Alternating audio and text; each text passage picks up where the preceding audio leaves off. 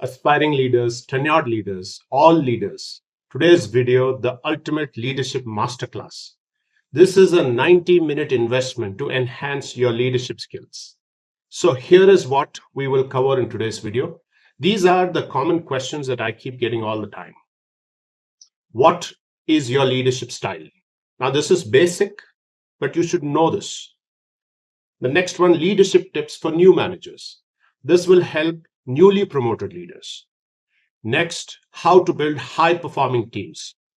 This is the core foundation block. How to become an effective leader. We all need to be effective. How to have a performance appraisal, step-by-step process. How to make your virtual meetings effective. Now, very important in today's remote working world, right? How to retain your team. One of the most important KPIs for a leader is retention. Emotional intelligence for leaders. Very powerful skill. The next one is my top 5 books for leaders. These are my recommendations. My top 5 videos for leaders. And finally, speak like a leader. This will help you speak with confidence. And I have made chapters for you. If you want to directly skip to any of the topics, then you can do that as well. The idea is to help you get better in your leadership journey.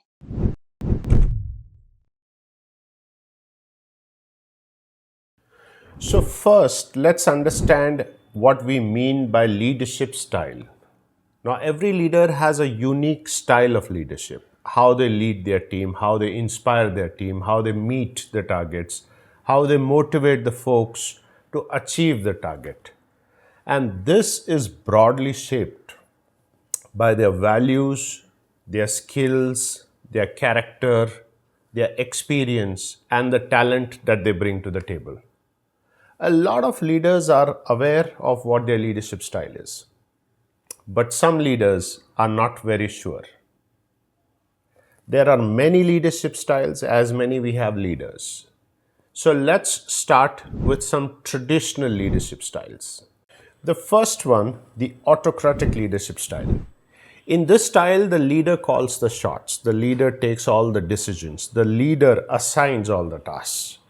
This is more in an organization where authority is given importance. The leader would say, I show, you follow. The leader would take decisions because quick decisions are needed. The leader does not really involve everyone and take inputs from everyone. This leadership style might not work if the leader is not capable of taking right decisions. Or it might not work for today's younger generation who want, to be involved and inclusive. The next one is just the opposite. This is known as the democratic leadership style. In this, the leader involves everyone, takes inputs from everyone, looks at, consensus-driven decision making. In this, the team feels very valued. The team actually participates in all the decision making. Now, sometimes the decisions can be delayed because of this process. There is a lot of mutual trust. The employees, the team members, they feel really valued. This is also known as the participative leadership style. The leader is able to get a lot of ideas on the table. This also promotes creativity in the team. Now, here what happens is, if the team is not experienced or does not have the knowledge, then it becomes difficult for them to give the inputs. The next one is the delegative leadership style. Now, in this, the leader passes on all the responsibilities of decision making to the team. The leader would say, let them do. The leader would let the team solve their problems, their issues, take decisions, not show direction, and not get involved. This is also known as the hands-off approach. Now, in this, what happens is, the leader would say that I am there if you need me, but doesn't necessarily show any direction or help them. Now, this type of leadership can work only if the team is experienced, talented, competent enough to run their show. Another traditional leadership style is the bureaucratic leadership style. Now, in this, the leader would follow a chain of hierarchy. What is the approval process? What does the rule book say? Have you read the policies? This is how it has to happen. This has a lot to do with authority that comes with the hierarchy. This is not very common in today's world, only if it's probably in a government office or a similar setup. Now, here are some other commonly used leadership styles. The first one is transactional leadership style. Now, in this, a leader would set the targets, the goals, make the expectations very clear, and expect the team to be motivated themselves and achieve the targets. This is also known as the managerial leadership style. This leader firmly believes in the carrot and stick approach. So, if you do well, you will get the incentives. If you don't do well, then you'll get the punishment or whatever that is. So, this type of leadership is more transactional, give and take. So, you perform, you will get the incentives. You don't perform, then you will have to face the consequences. The next one is transformational leadership style. Now, in this style, the leader thinks about the future, has a vision for the team, gives a roadmap to the team, and inspires and motivates them to get there. This leadership style is very effective when there is a change that needs to be brought about, when you need to have everyone believe in that change.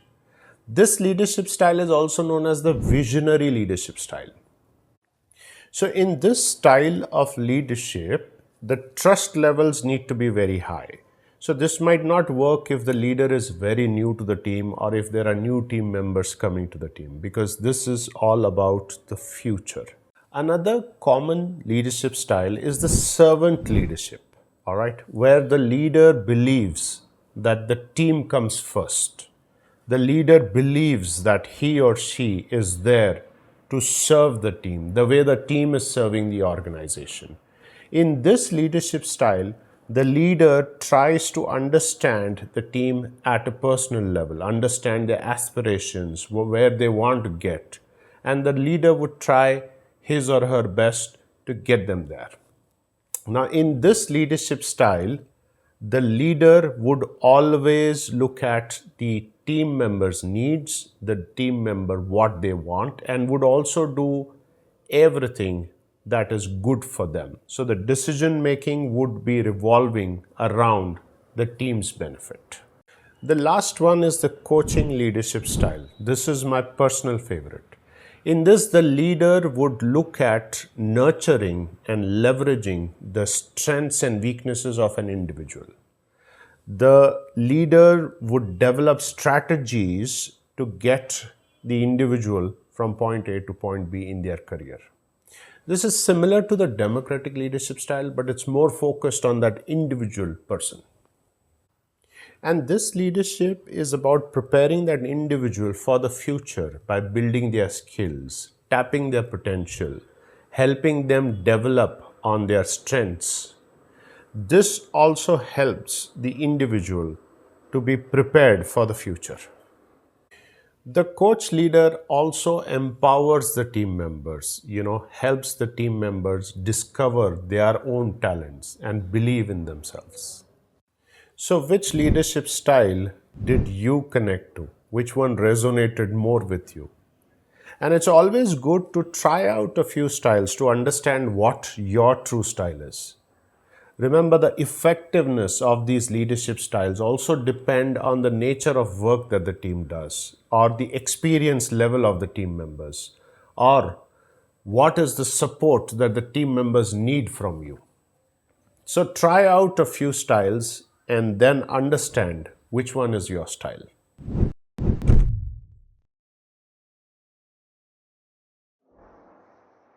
Have you recently got promoted to a leadership role and are feeling a little overwhelmed? Then you're in the right place, because I'm going to reveal the key do's and don'ts that every new manager should know if they want to rock their leadership role. See, getting into a managerial role can feel like being a captain of a ship in a storm. But don't worry. In this video, we'll talk about strategies which will help you navigate through these leadership challenges. So let's get started. Being a new manager has its own set of challenges, right from lack of experience to understanding the team dynamics to communication hurdles. There's so much on your plate. And imagine the people that you were just cribbing with about the management. Now you have to lead them. Isn't that challenging? And that's why I will share 5 tips on what to do and 5 on what not to do, which will help you. So let's start with a to-do list. The first one, set clear expectations. This is with your boss and your team. This is very crucial for your success. So speak with your boss, understand what the expectations are. What does your boss want you to achieve? What are the big rocks that he wants you to focus on? He or she. And similarly, your team needs to know what you expect out of them so that they can start performing to that level. So set clear objectives, goals, benchmarks, targets for them. Weekly, daily, monthly targets. Now, ensure that these are achievable targets because they would further get motivated if they are able to achieve the targets that you've set for them. The second one is communicate clearly and consistently. It's very important as a leader for you to communicate and update your team on what's going on. See, great leaders are great communicators. So you need to be effective. The people need to understand what is the message that you're trying to pass on. Be transparent about things. This will help build trust with the team. And building trust is very important, very critical for the success. So motivate the team, inspire them to do that extra bit, build positivity in the team. If you don't know something, say that you don't know, and you will find out. Don't pretend. The third one is actively listen to the team. It is crucial for you to build that trust, and to build that trust, you need to listen to them. You need to understand your people, understand their perspective, where they're coming from, understand their pain, understand what triggers them, understand what motivates them.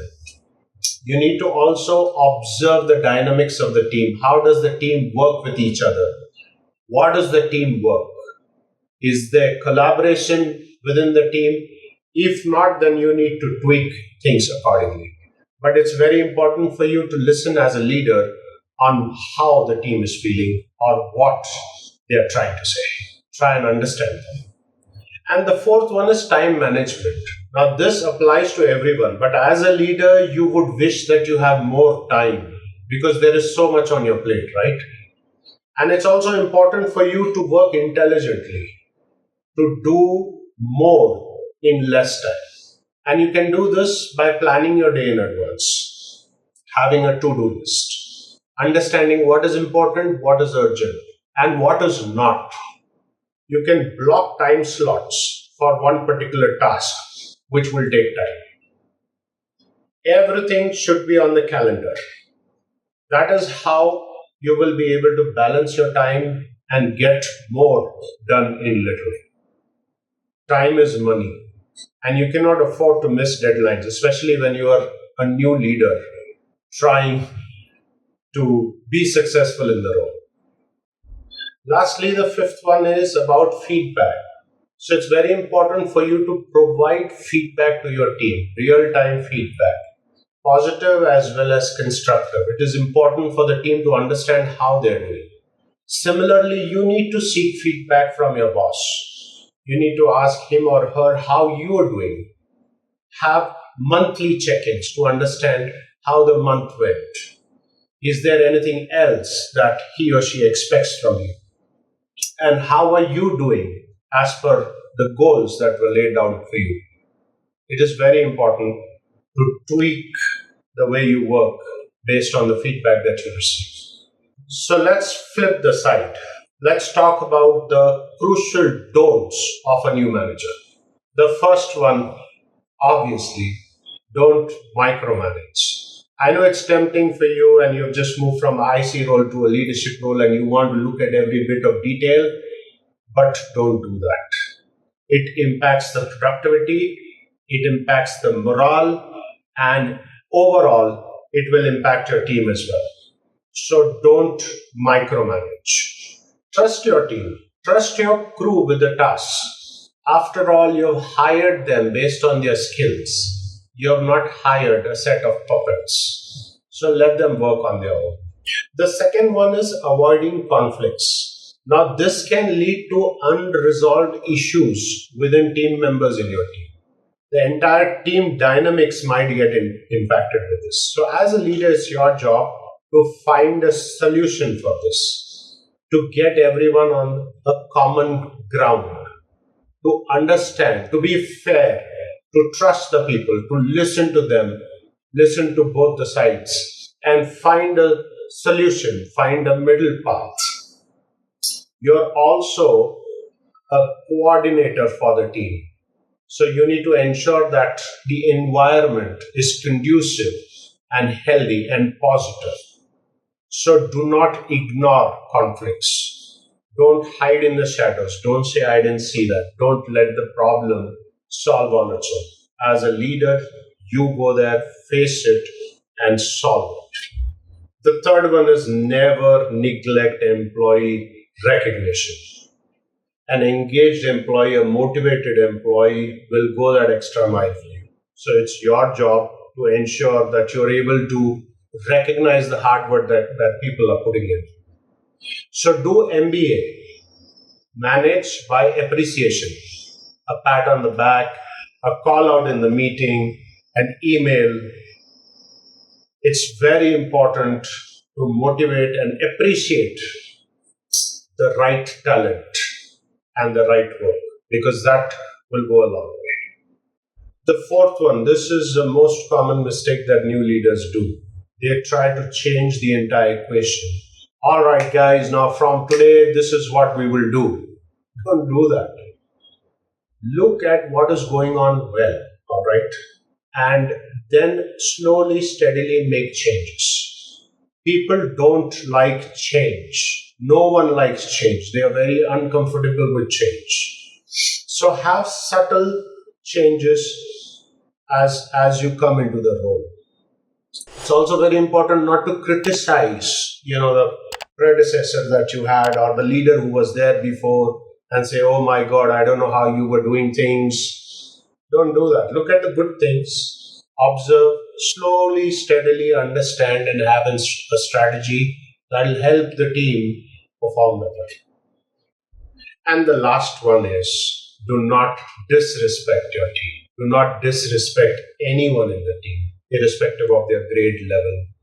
Never show your authority like this. Respect your people.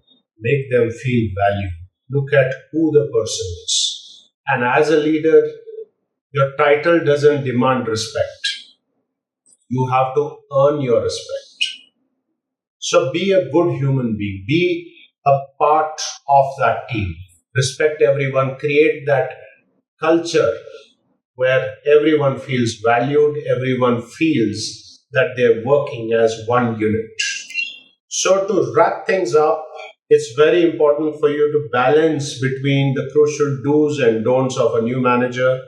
As a new manager, set the expectations clearly, communicate consistently, listen to your people, manage your time, and lastly, provide feedback and seek feedback. And don't micromanage, don't avoid conflicts, don't neglect recognition, don't make drastic changes, and don't disrespect it.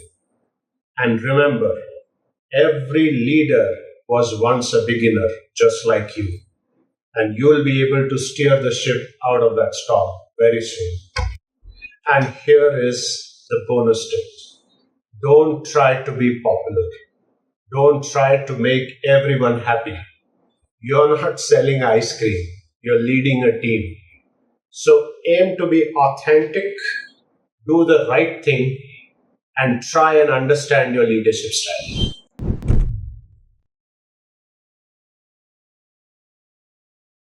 Now, I've been leading teams for over 2 decades now. Different sizes, different industries, different locations. And over the years, I've learned a few secrets about how to build high performing teams. And in this video, I'll share 5 tips which will help you transform your team into a high performing team. So let's get started with the first one. So there's a huge issue today which is impacting teams, groups, organizations. That's known as silos. And the first step is to break the silo. Now, how do we break the silo? Or what is working in silo? A classic example is someone in your team is working on something that you're not aware of, and that's going to impact you. That is a classic example. Being out of sync or working solo can be defined as working in silos. Now, this is one part. The other part is that's not my job. This statement, this attitude has to be removed from the team. Everyone needs to look at the bigger picture. Everyone needs to understand what's going on in the other teams, how they can work together as one cohesive unit. So promote the we culture, not the us versus them culture. So be it sales and marketing team, or operations and engineering team, or production and service teams, everyone should work together as one group. They should have regular meetings where they can discuss what is going on, how the other team can help them, how they can make life easier for them, how they can be more efficient. So these collaborative meetings are certainly going to help work as one unit. The aim, the target, the goal should be a common goal, and everyone has to do their bit to get there. Tip number 2, create a safe environment. Now, as a leader, it's your job to create a culture where people are open to speak their mind. They can share their opinion without any fear. Now, in a lot of organizations, people hesitate to speak in front of their bosses. If there is a bad news, or if there is a failure, or if something goes wrong, they kind of are not very comfortable talking about it in front of their boss. They say everything is good. They fear that it might backfire. We don't need that kind of a culture. We need a culture where people can stand up and say what is wrong and how it can be fixed. We talk about the challenges openly, and we seek for help. We look at which department or which team can help solve that problem, as if they are working together as one unit. So as a leader, it's your job to create that environment where everyone helps each other. This will also help you understand and solve the issues, the problems. It will create an environment where people take ownership and accountability for their actions. And as a leader, be there for your people. Ask them how they feel, genuinely. Proactively check if they need your support. That will go a long way. That will be a game changer.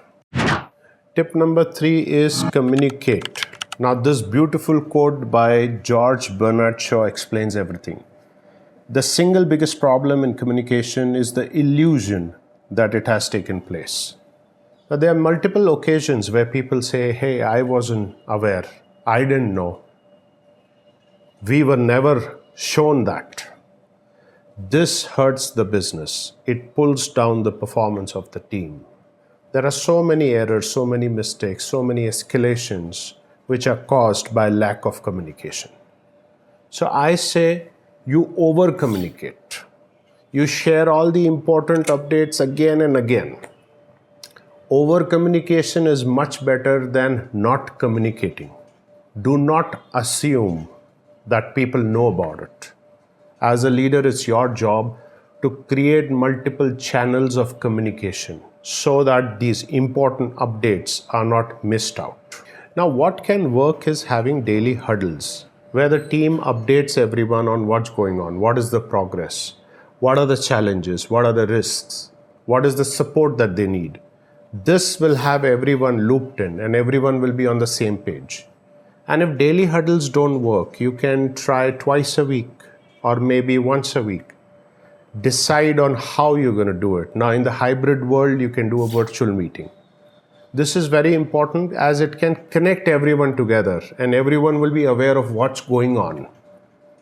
It's also important to promote offline conversations. The water cooler conversations, the unorganized chats where a lot of ideas come through, a lot of challenges, problems, discussions come through.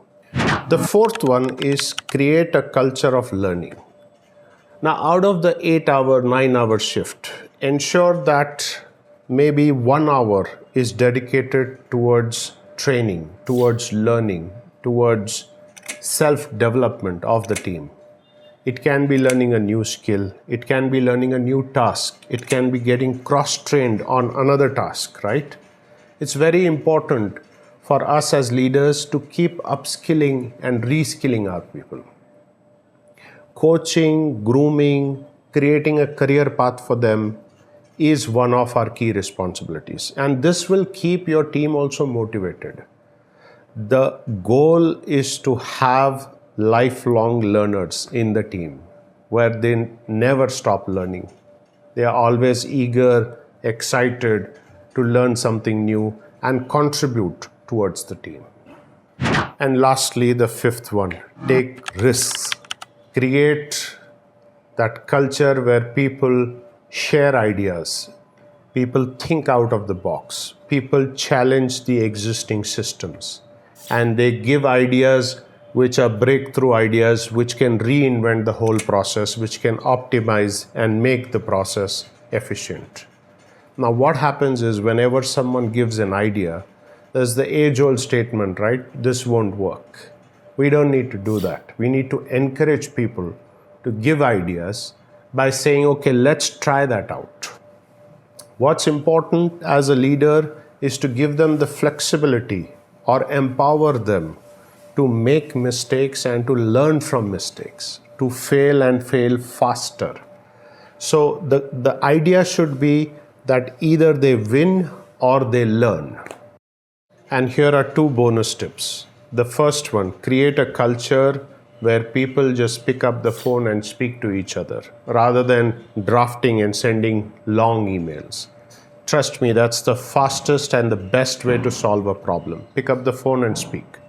The second one is to celebrate the wins. Go out with your team. Don't just work. Have fun too. Shake a leg.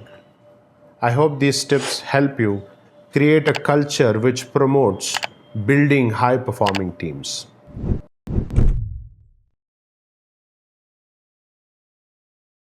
The 7 traits of great leaders, which will help you become effective in your leadership. So let's get started. The first one, the power of vision. Great leaders understand the power of vision. They articulate a clear, forward-thinking vision and they communicate it very effectively to the team. They make them understand the bigger picture and why it is important, and then they inspire them to align to the vision. They don't just tell them what to do, they tell them how to achieve their goals. And that is an important skill. A leader who brings a set of diverse people together as a cohesive unit to achieve a common goal. The second one, great leaders lead by example. They roll up their sleeves and they get involved in the actual work with the team. They demonstrate high levels of integrity. They have zero tolerance for any miss. They show empathy They respect their people. They create an environment which is inclusive, which is open, where people can speak their minds. They don't just think by their heads, they also use their hearts. They care about their people as much as they care about the business. They seek to learn from others, they just don't teach all the time. And great leaders understand that to succeed, they need a strong team working alongside them. Great leaders also observe the little things. They remember the finer details.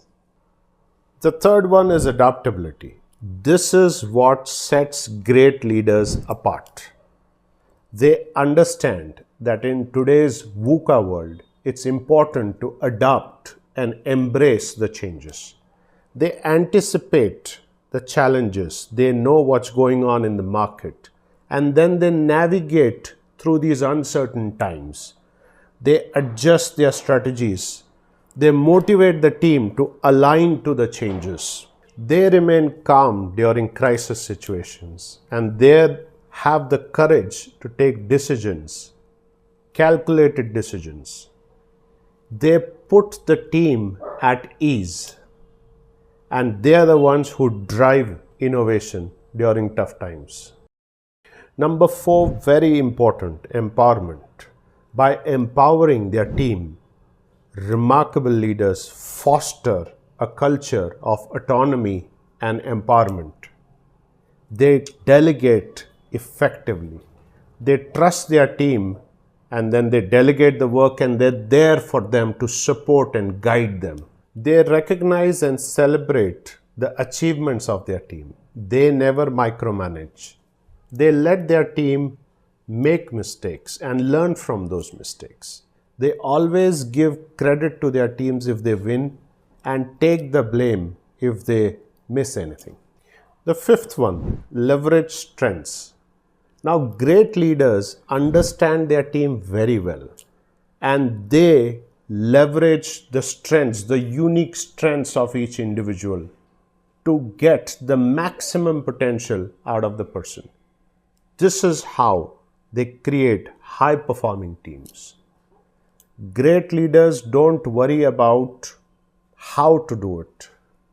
They think about who would do it, and accordingly, they get the best out of the team. Now, great leaders are not always the most intelligent ones, but they are the ones who understand who the most intelligent ones are in the team. The sixth one, communication skills. It goes without saying that great leaders possess exceptional communication skills. And they don't have this, they develop this over the years because they understand the power of being an effective communicator as a leader. They communicate to impact by adapting to the audience. They actively listen, provide constructive feedback, and maintain an open and honest dialogue, which ultimately creates an environment of trust and collaboration. Communication is key. I have made a detailed video that you can check out here to improve your communication skills. And the seventh one, my favorite, lifelong learning. There's one thing which is common in great leaders. They never stop learning. They are on this journey of learning throughout their life, learning new skills, knowledge. They would never say that they know it all. They are very open to learn from anyone. And they always stay ahead in the game. They understand what's going on in the industry, what are the business trends, what's happening with the competition. They also encourage their teams to learn and grow alongside them. This helps them also to evolve to changes and challenges in the industry, to give them an edge over the competition. They have this philosophy of being a student throughout their life. And lastly, for a great leader, Success is about growing others.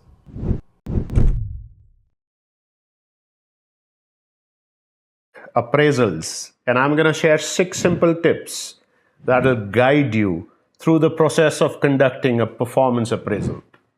If you're a manager or a team leader or a HR professional, this video will provide you the essential skills and knowledge required to master this crucial process. So let's get started. Step number 1, set clear goals. Now, this step comes before the review period starts. Ideally, it should.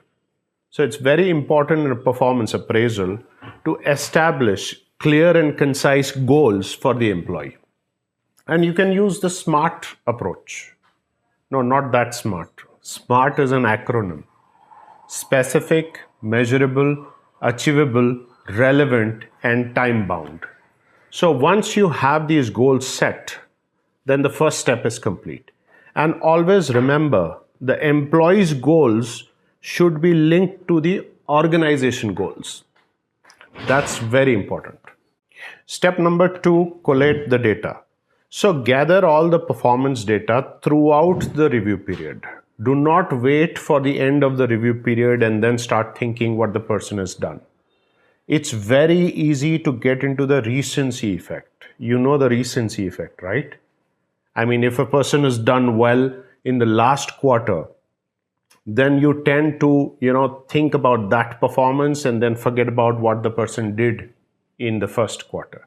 So it's very important to have a holistic approach to the performance review and look at data for the entire review period.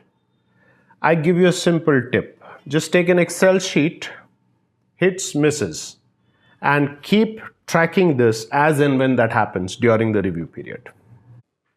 Try and get feedback from your peers, if they're working with global teams, then the leaders or customers if applicable. That will give you a well-rounded perspective about the person's performance. And while speaking to your peers, don't base your opinion about what the person is saying, good or bad, right?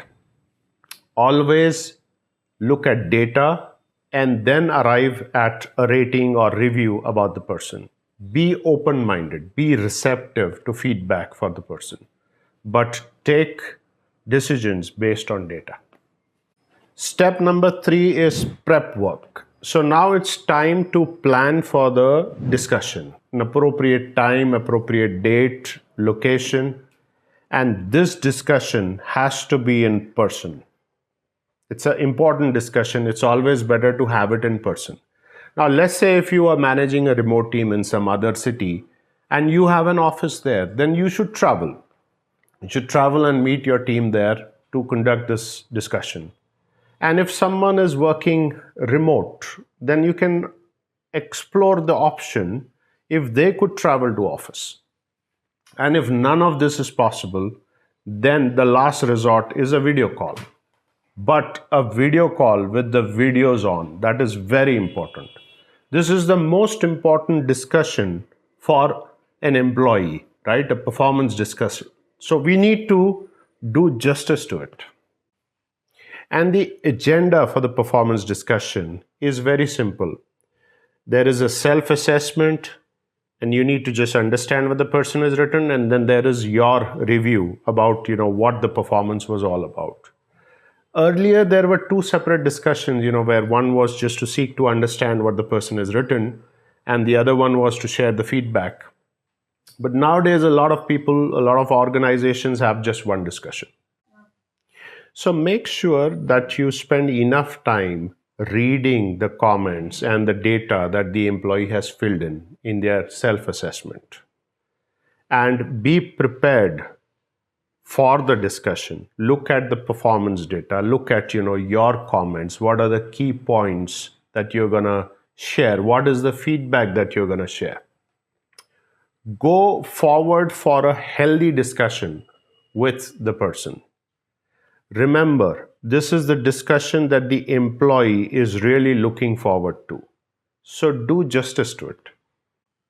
Step number 4, the discussion. Finally, the performance discussion. So make sure, when the person arrives, the usual greetings, hi, hello, how are you, offer them a seat, and ensure that you're having the discussion in an enclosed room. Never ever have a performance discussion on the floor where people are just walking back and forth. Book a room if there's an option. I know this is a busy period, so you can work on a calendar with the other leaders, but ensure that it is an enclosed room so that you have a constructive and a good discussion. And here is a foolproof tip for the discussion. The CRC method. Commend, recommend, commend. So always start with the strengths, the positives, the highlights that the person has done. Then slowly move on to the constructive feedback, where they can improve, what are the areas of development for them. And finally, close it with positive feedback. And remember to focus on specific behaviors and outcome rather than being personal. See, the person can write what they feel in their self-assessment. You don't need to make fun of it or be sarcastic about it. If you have any questions, ask for clarifying points. And the most important step number 5, the rating. A lot of times in discussions, the manager is giving feedback and the employee is just listening, nodding the head, acknowledging. But what they are waiting for truly is the rating. Trust me. Because the rating decides the merit increase, right? So a lot of times the employees are just waiting to hear the rating. And some organizations, they give an option to the employee to rate themselves. With the self-assessment, they rate themselves. Now, a lot of employees, they think, oh, this is like a bargain, right? So I'll put it as 4 and then he or she will give me a 3. Or let me just put it as 5. Let's see what happens, That's also not right. The employee should look at, what they have done holistically and then honestly rate themselves. And as a leader, it's your responsibility to be fair to the entire process. You need to look at, what the performance data says and accordingly rate the employee and give the rationale behind it, right? When you're sharing the rating, just observe the body language of the employee. The body language, you'll be able to gauge if the person is happy or the person is not. But never, ever ask the employee, are you happy after telling the rating? That's not good. As leaders, we are not here to make people happy, right? Our job as leaders is to be fair to everyone and to rate people based on what they have done. Pay for performance. And the last step, the conclusion. Do not forget to mention the most important statement, that the ratings are confidential and that they should not share it with any of their friends or anyone in the team. Very, very important. And offer support that is needed by the employees to achieve their goals. Look at training, mentoring, coaching, grooming, access to tools, or any support that they need that will help them perform better. It's very important as leaders for us to see how we can improve the performance of our employees, right? And here's a bonus tip. Do not start with the easy discussions. Never start with the high ratings and then go on to the low ratings. Do the reverse instead. And spend some more time with the new employees, the first timers, right? They are not aware of the rating scale and they are not aware of the process. So spend some time and explain them the process. They will appreciate that.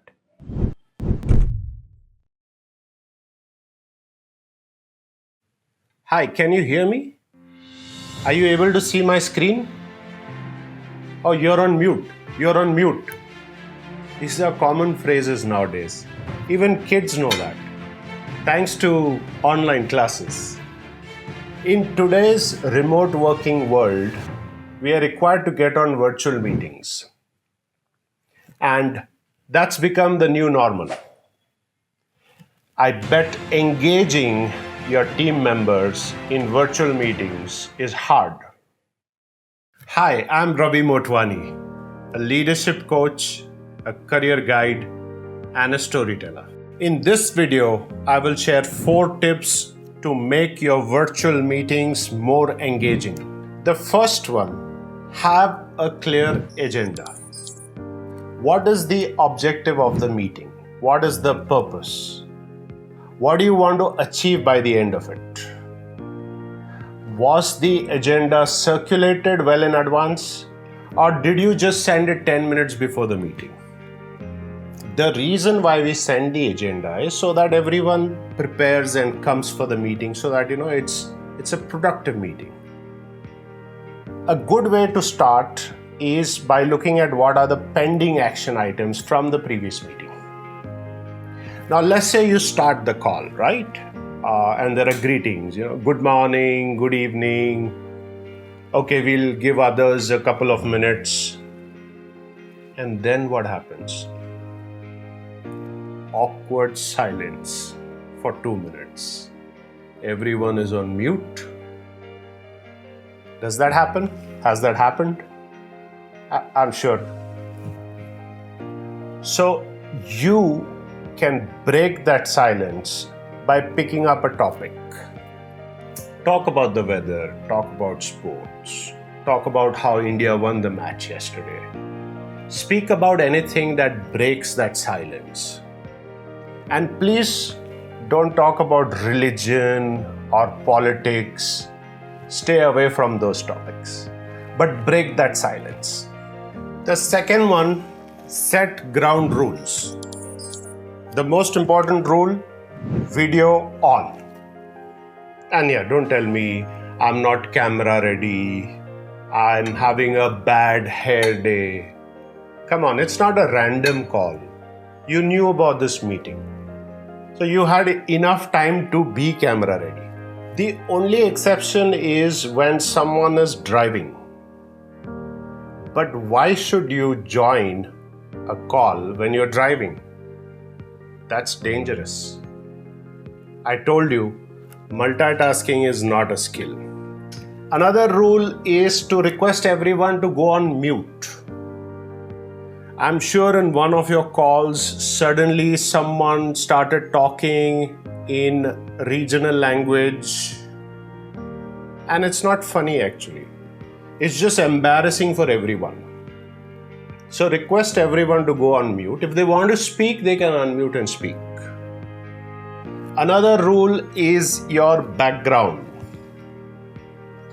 Be very clear that you don't have kids or pets or someone just walking when you're taking your stand-up meeting, right? So if you're taking the call maybe from your living room or from the kitchen, ensure that you're using the virtual background.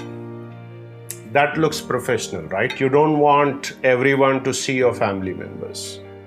I still remember that viral video where, this gentleman was giving an interview and the kid just walked in the room. That was epic. The third one, assign roles. Have a timekeeper, someone who wears the blue hat. You know what the blue hat is, right? From the 6 thinking hats. It's a beautiful concept to run meetings. Maybe I'll do a video later on that. Have someone take notes, circulate the minutes after the meeting is done. Start the meeting on time and end it on time. Respect everyone's time, right? If someone tries to digress from the agenda, try and get the person back. Meetings can become very unproductive very easily, right? So you have to stay focused on the agenda and try to involve everyone in the meeting. The person who's running the meeting should ensure that everyone participates, and that is how the engagement will will increase, will improve, right? And the last one, very important, respect everyone. Don't talk over someone. If someone tries to dominate the meeting, everyone has a person like that in every team, right? Where the person keeps talking and doesn't let anyone else speak. If you're the leader, try and control that. Encourage open dialogue. Now, I have a question for you. Is it necessary for you to speak in every meeting? It is? Well, I don't think so. If you don't have any points to discuss or share, or you don't have any thoughts at that point, it's okay. It's okay not to speak as long as you're understanding what's happening in the meeting, right? It's important to listen to understand, not to listen to reply, right? And another important thing is to look at the camera. A lot of people, they speak, looking here and there. That's not really good, Eye contact makes it better. Irrespective of your designation, your title, if someone is speaking, don't be on your laptop and, multitask. That is disrespect. Listen to the person. And lastly, if you are a leader and the objective of the meeting is to generate ideas from your team, don't speak till everyone is done talking. Wait for the last. Let everyone share their opinion. Let everyone share their suggestions, talk about ideas, and then in the end, speak about what you think. If you open it up with your idea, everyone will align to that, right? Because you're the boss.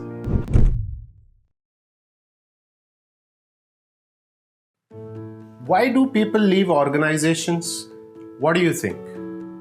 Money, right? Salary, compensation, CTC. Well, I don't think that's the reason. In my opinion, these can be the reasons. Number one, people leave bosses, not organizations. You would have heard that, right? Most of the people leave because they have a toxic boss or a bad boss, or their boss is a micromanager. Those bosses who send you an email and in 1 hour they come and ask you the status? Those guys. Or the bosses who do not respect their team at all. There is zero trust. You don't feel that you're in a safe environment. These are the bosses that people leave. You would have seen a person shine under one leader, and then if the leader is changed, they go in PIP. It's not the person, it's the boss. The boss is the main reason why people leave. Reason number two is lack of appreciation. You're working really hard. You're giving your 100%. You're working on weekends, on holidays. You're working thinking it's your company. And what do you get in return? Zero appreciation. No email, no clapping, no reward, no award, no incentive, no credit for your work. How do you feel? Of course, you feel demotivated. You feel you're not valued in the organization. You feel you don't get credit for your work. Your boss doesn't even come and say thank you to you. What will you do? You will update your CV and start looking out, right? Reason number three is the work itself. You gave 6 rounds of interviews and now you're super excited to be working on the latest cutting edge technology or that dream role. But no, the work is completely different from what was discussed in the interview. You are disappointed. You feel that your skills are not leveraged. that your potential is not tapped. You feel cheated. You did not sign up for this. You speak to your boss, and your boss says, "Be patient. We will eventually get that work." What will you do? You'll update your CV and start looking out. Another reason why people leave is the company culture. Culture plays a very important role in retention. If the environment is toxic, it's very difficult to continue. If you feel that every time someone is trying to pull you down, it's difficult to continue, right? If you feel the workload is so high that you have to constantly stretch yourself, work on weekends, and your work-life balance is going for a toss, then it's difficult. It feels like you're dragging yourself to work. What will you do? You'll update your CV and you'll start looking out, right? And finally, when you update your CV or you put that open to work on LinkedIn and you start interviewing and you crack the interview, you get the offer, a 30% hike or 40% hike, it feels like you left for the money, right? But that is not true. The reason why you quit was something else. Now you go to your boss and you resign and you say you got a better offer and that's why you're resigning. You don't tell your boss that, "Hey, you are a toxic manager and that's why I'm leaving," or "the work culture is not good," or "the work doesn't excite me." You would simply say that, "I got a better offer." You don't want to get into that argument, right? And that's why people think that people leave for compensation and money, which is not entirely true. The reason might be something else.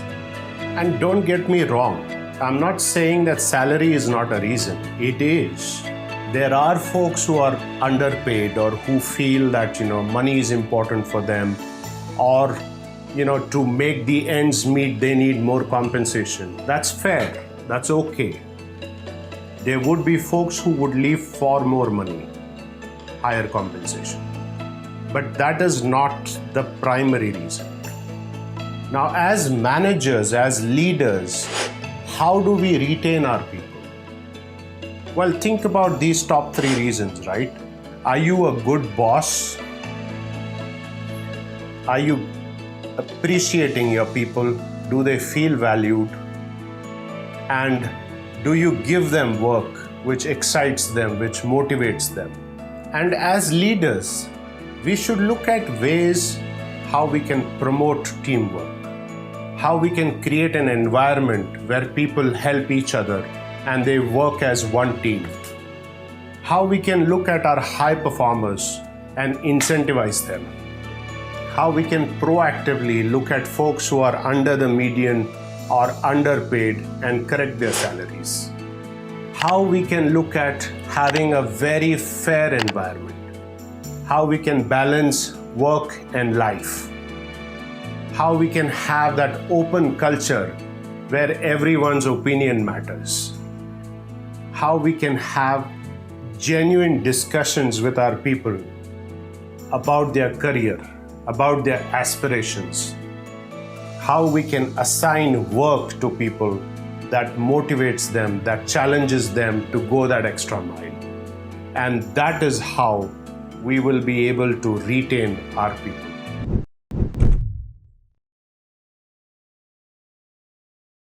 The word emotional intelligence was first coined in 1990 by Peter Salovey from Yale University and his student John Mayer. Now, Daniel Goleman actually made it famous. He also wrote his best-selling book, The Emotional Intelligence. He is also referred to as the father of emotional intelligence. Now, he once jokingly said that emotional intelligence is like an oxymoron, because how can you have intelligence and emotions? He later on went to define it. Emotional intelligence is the intelligence to manage your emotions. And as per Google, emotional intelligence is the ability to understand, use, and manage your own emotions in positive ways, and to understand the emotions of others. It also includes the ability to use emotional information to guide thinking and behavior. Now, we all as human beings, we have emotions, right? And we have to deal with people all the time, at home, in office, in our community. Having emotional intelligence is important for everyone, not just leaders. And for leaders, it's even more critical. See, as leaders, we influence people all the time.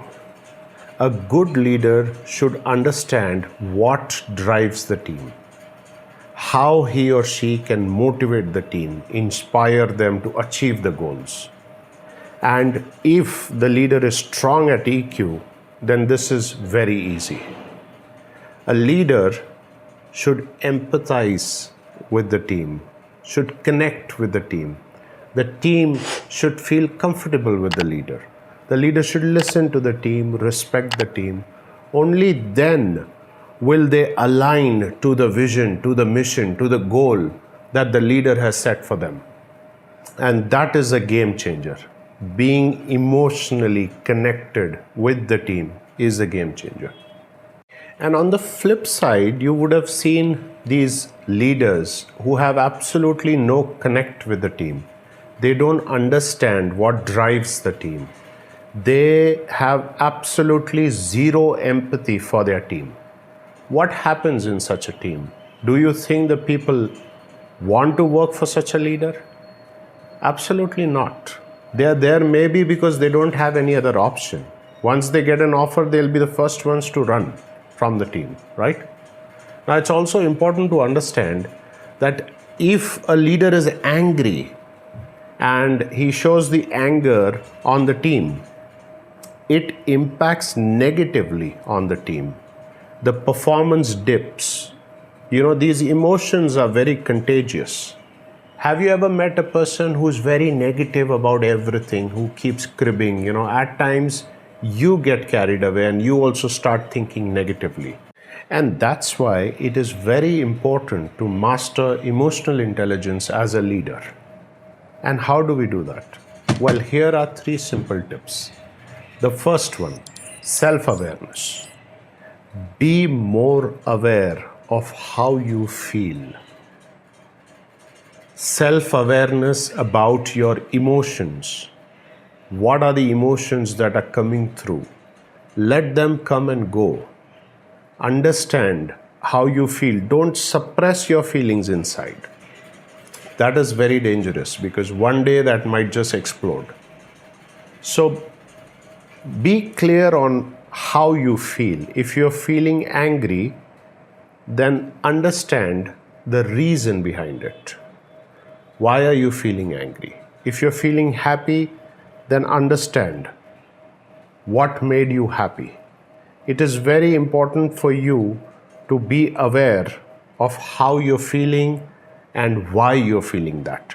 That self-awareness is the first step.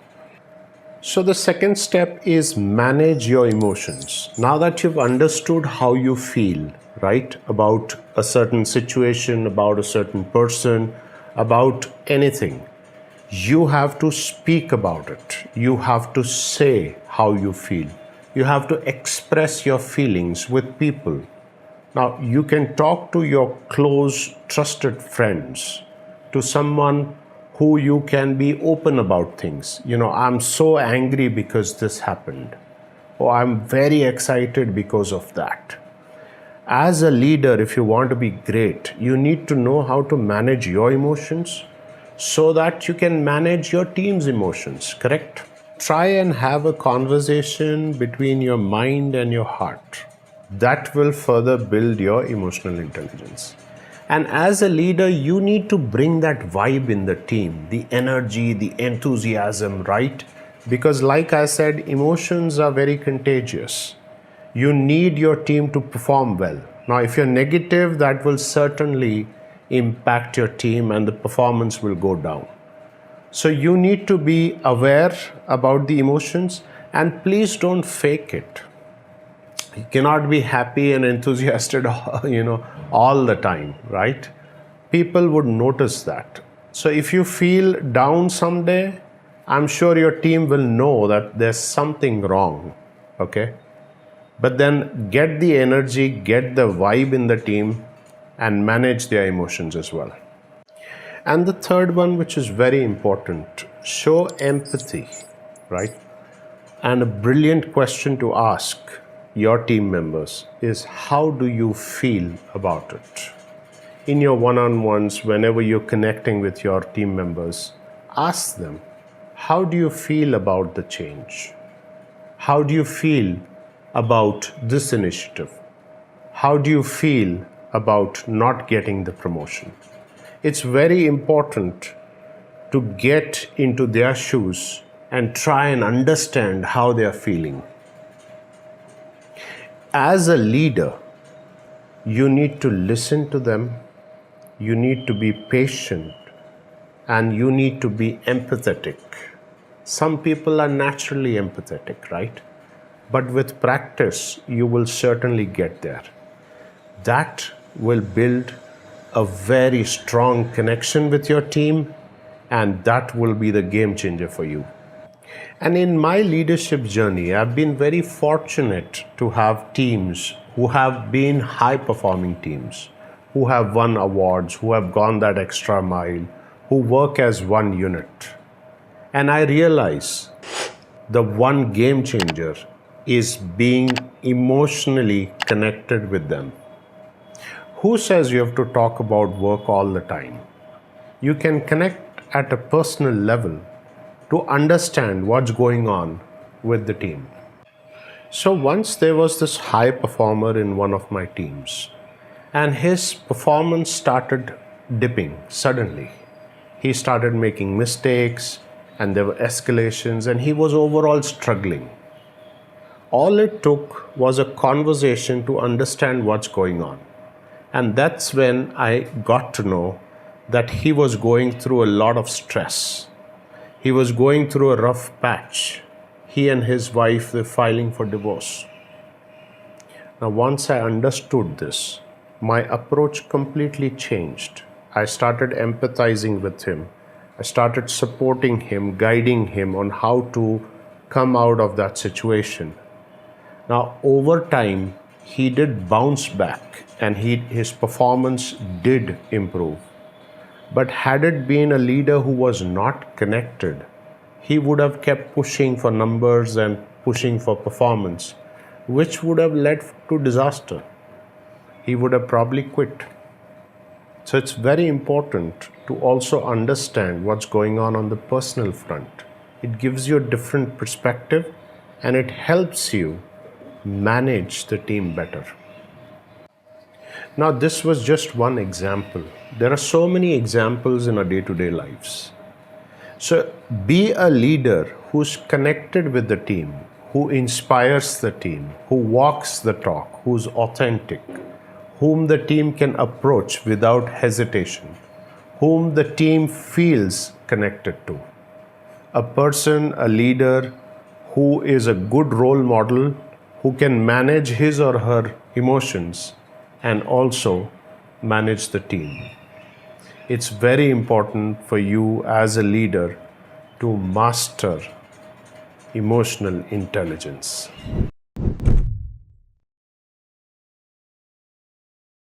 Thought leadership is not just a buzzword. It's the key to shaping the future of your industry. And in today's video, this is what we will be covering. A fact about thought leadership. Who is a thought leader? How to become an effective thought leader? A case study and a bonus tip at the end. So let's quickly start with a fact. Did you know that 78% decision makers say that thought leadership content influences their purchase decisions? In a world that is moving at lightning speed, standing out and being recognized as an industry leader is more important than ever. So let's first understand what really is thought leadership And why is it so important today? So, as per Wikipedia, a thought leader has been described as an individual or firm recognized as an authority in a specific field, or a thought leader is a person who specializes in a given area and whom others in that industry turn for guidance. As the term implies, a thought leader leads others in the thinking around a given topic. So, if you're thinking of becoming a thought leader, let me warn you that it's not a walk in the park. The landscape is already crowded. You need to build on your credibility for people to actually listen to you. You need to have that trust factor that people follow you and turn to you for guidance.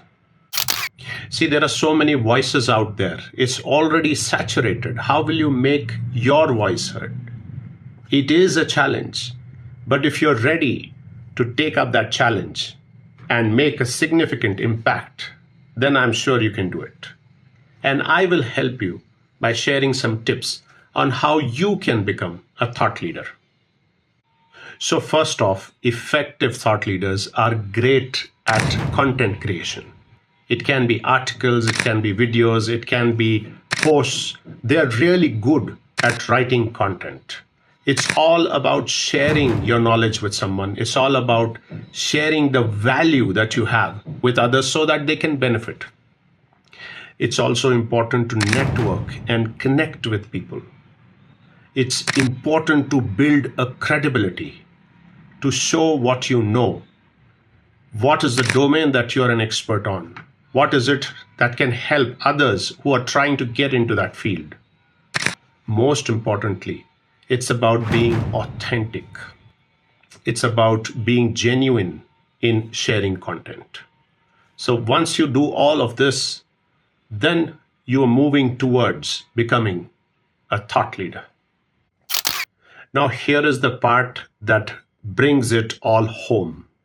Let's talk about a powerful case study on thought leadership. And let's pick my favorite, Simon Sinek. I'm sure you know him. He is the guy behind the concept, Start with Why. And Sinek didn't just pop up overnight. He dedicated years to researching and understanding leadership. His TED Talk went viral. And it wasn't just luck. It was the deep insights and the clear message that resonated with people. He built his brand by consistently sharing his ideas, engaging with audiences, and being true to his vision. That's what set him apart and made him a respected thought leader in the industry. I'm sure that case study also will help you get on that path of becoming a thought leader. And here is the bonus tip. I know that you have a plan. Someday you want to start writing content, creating content, sharing your knowledge. But it doesn't have to be one day. It has to be now. So take that first step. Start with anything that you have in mind. It can be a simple post. It can be an article. It can be a thought. It can be an expression. But take that first step towards becoming a thought leader. Start posting, start writing, start building that credibility so that people understand who you are, and be authentic. Share the knowledge that you have gained through your experience. That is how you will become a thought leader. So to wrap it all up, thought leadership is so essential in this digital age. It's all about sharing knowledge. It's all about creating content. It's all about connecting with people, building those relationships, being authentic, being consistent. That's how people will know you as an authority on that particular topic, on that particular domain, in that particular industry. So what do you think about thought leadership? Do you think you have what it takes to become a thought leader? Share your thoughts in the comments below. I would love to know what you feel about it.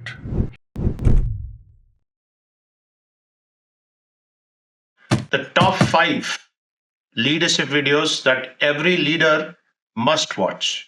And this video will help you because I'm going to share my top 5 leadership videos that will help you enhance your leadership skills. Effective leadership is about making those tough decisions, about motivating your team, about communicating a vision which inspires others to take action. And these are the fields, these are the areas where a lot of leaders struggle. See, decision making can be such a daunting task. You want to make sure that you're taking the right decision, you're taking the right call. And at times, leaders get into the analysis paralysis mode. And then there is team motivation. Keeping the team engaged, motivated, productive all the time is such a challenge for leaders. And let's not forget about communication.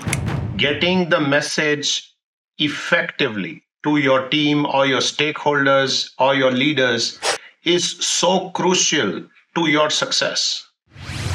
And finally, there's the issue of trust. Having a strong, trusted relationship with your team, with your customers, with your stakeholders is also so much important for being successful. The truth is that leadership is hard, and it's very easy to get stuck in the rut. But what if I told you that there are resources which can help you enhance your leadership skills, which can take your leadership to the next level?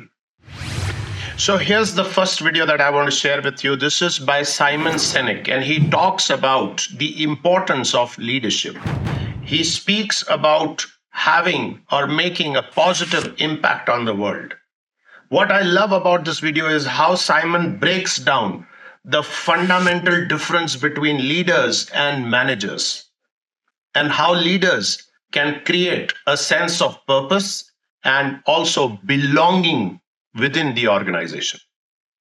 The next video is from Brené Brown, where she dives into the topic of imperfection and vulnerability. What I found particularly insightful about this video is how Brené talks about imperfection as not being a weakness, but being a strength that will help you have a deeper connection with your team.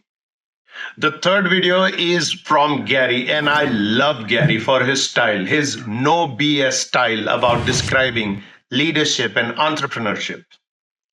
What I love about this video is how Gary emphasizes on taking action and not getting caught in fear and self-doubt. The fourth video is about Richard Branson, where he talks about the importance of innovation and taking calculated risks. What I found inspiring about Richard is where he shares his own experiences about his failure and his perseverance, and how he's been able to build such a successful business empire by taking calculated risks. And finally, the fifth video is by none other than Tony Robbins, where he speaks about the importance of the power of leadership and personal growth. What I love about this video is how Tony breaks down the fundamental principles of leadership and how leaders can create a sense of purpose and fulfillment in their lives. Out of these 5 videos, the one that actually stood out for me is Simon Sinek's video on the importance of leadership. What I love about this video is how Simon shows that leadership is not about being in charge. It's about taking care of the people who are in your charge. Think about it. How deep is that?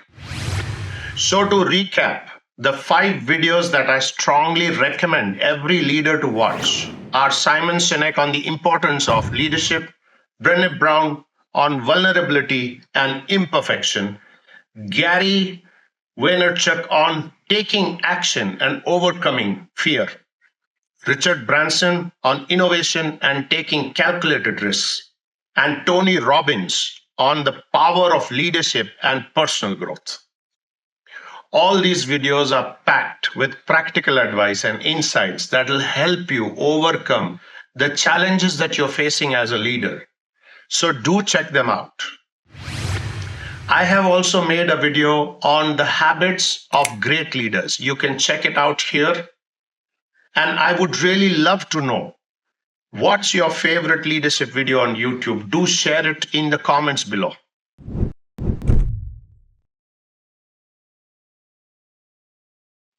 How can you speak like a leader? Or is there any such thing as speak like a leader? We'll find out in this video. But first, a simple question for you. Do you like public speaking? Let me guess. The answer is no, right? And I'm not really surprised. Have you heard of glossophobia? Well, glossophobia is the fear of public speaking, and it actually ranks higher than the fear of death. Just imagine. So it's obvious that a lot of leaders shy away from public speaking, from going on the stage or giving an update to a larger forum. You're aware of the symptoms, right? I mean, I've seen that, I've experienced that, and I'm sure at some point in your career you would have experienced that. The shaky legs, the sweaty palms, the dry throat, the trembling words, and the heart, which is pumping so hard that it just wants to come out of your mouth.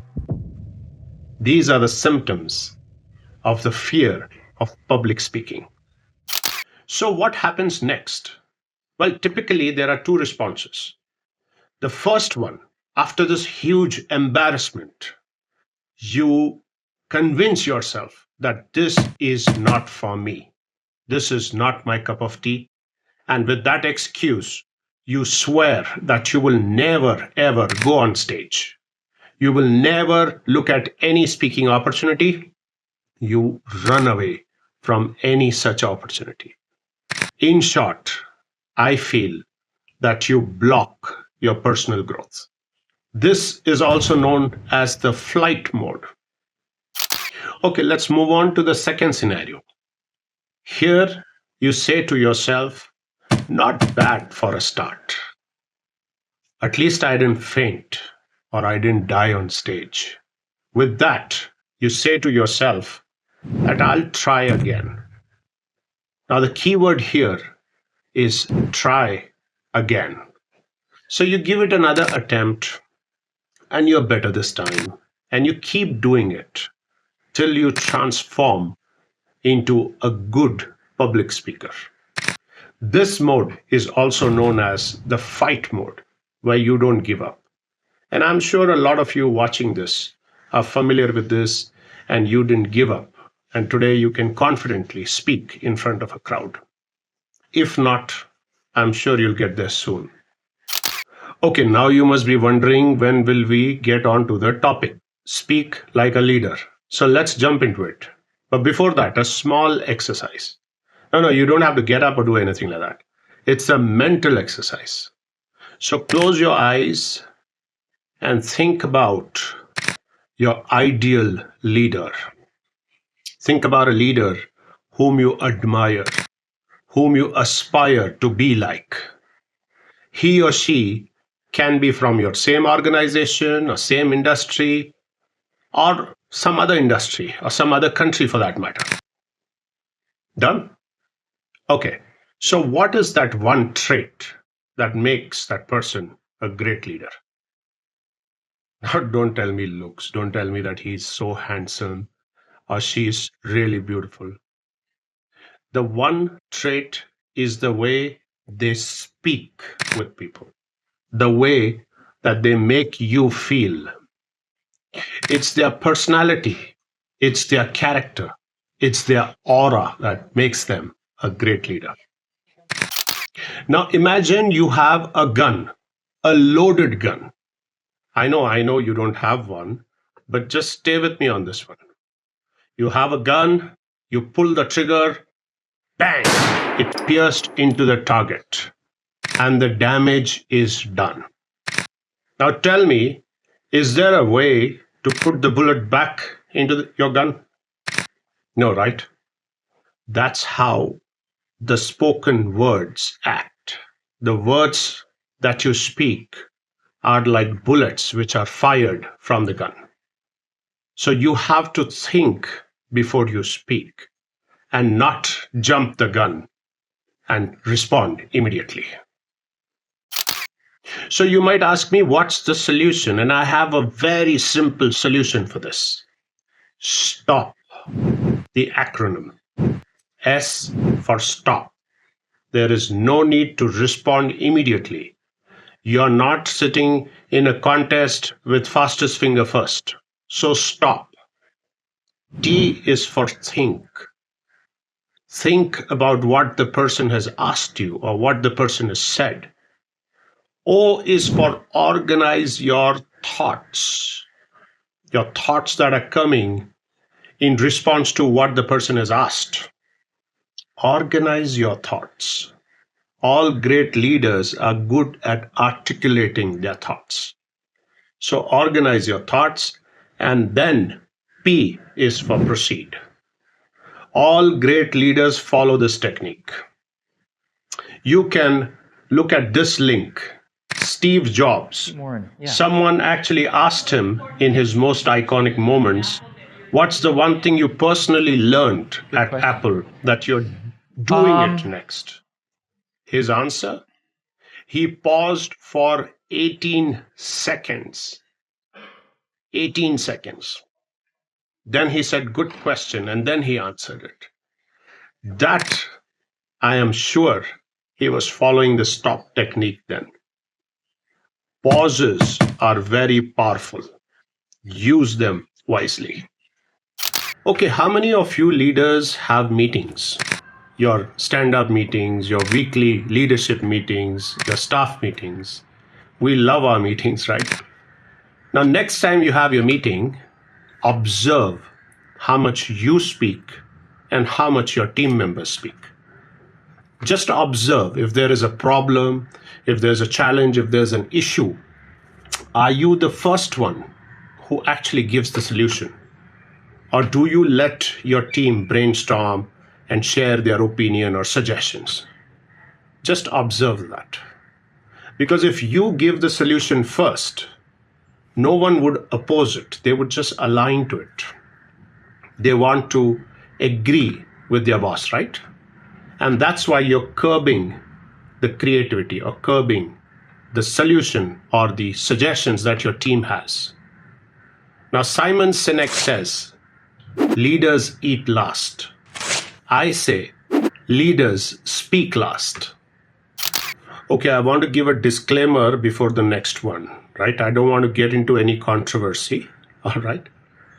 Any Shashi Tharoor fans? Shashi Tharoor, a well-spoken politician.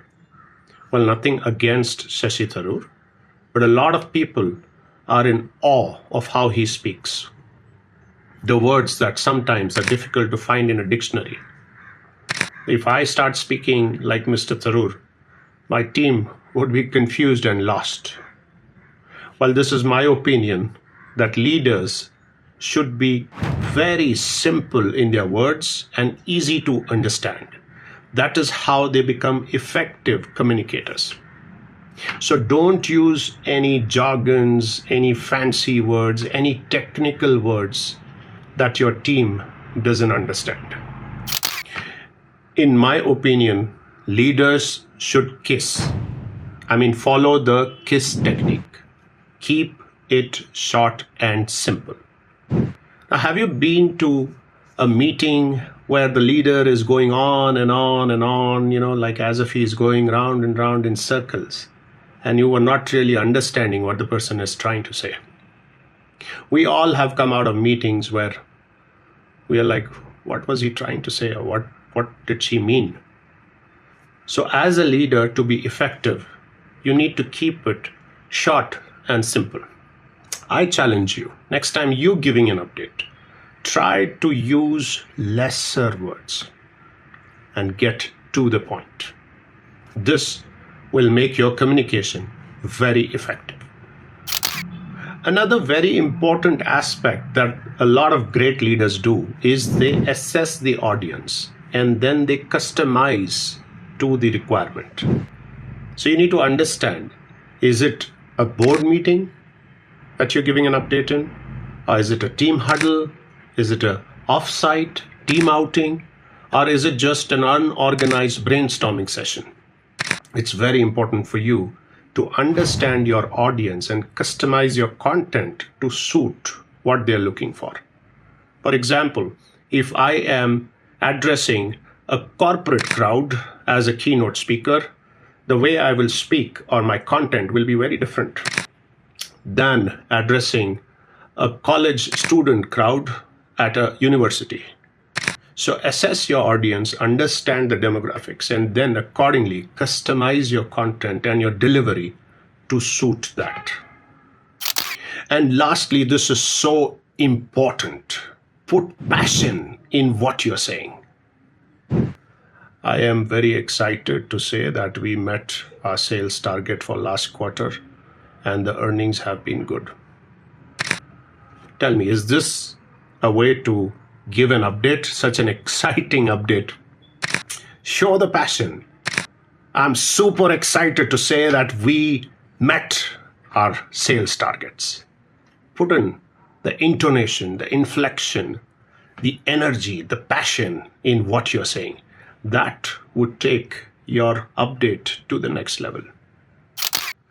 And also keep in mind the non-verbal cues, your body language, your facial expressions. Do you smile when you speak? Are you having eye contact with the audience? Are you connecting with the audience? Are you using your hand gestures to express your message? All this is so important. A lot of leaders just stand behind the podium or put their hands in their pocket. Don't do that. I know it's difficult, but practice. With practice, you can do anything. And what's with these leaders who are so serious, they never smile? Is that a job requirement? Is it that as you move up the hierarchy that you have to become serious? Come on, your leadership doesn't have to be serious. Add that sense of humor. I love doing that, and it always works and helps you connect with your people. So don't be so serious. Remember, mastering this art of speaking like a leader requires time, effort, and patience. But the payoff is worth it. Better career opportunities, stronger workplace relationships, and success in the field or your domain is for sure guaranteed. And all it takes for you to speak confidently like a leader is to take the first step and believe that you can. And I would like to close with some motivational words. You can write this down somewhere or make a note of it. I had this as my phone screensaver for a long time. I can, I will, end of story. And I'm super confident that you can and you will speak like a leader. If you are a leader or aspiring to become a leader, then you can check out this playlist that I've made for you. And if you found this video valuable, please hit the like button. This would motivate me to make more such videos for you. And if you're new to my channel, I'm on a mission to help aspiring leaders and professionals learn and grow. So support me by subscribing to my channel and hit the bell icon so that you don't miss your weekly dose of motivation. Thank you so much for watching this. My intention is to help you become a better leader, and I hope this masterclass served that purpose. And if you're new to my channel, I post videos every weekend on leadership, communication, career advice.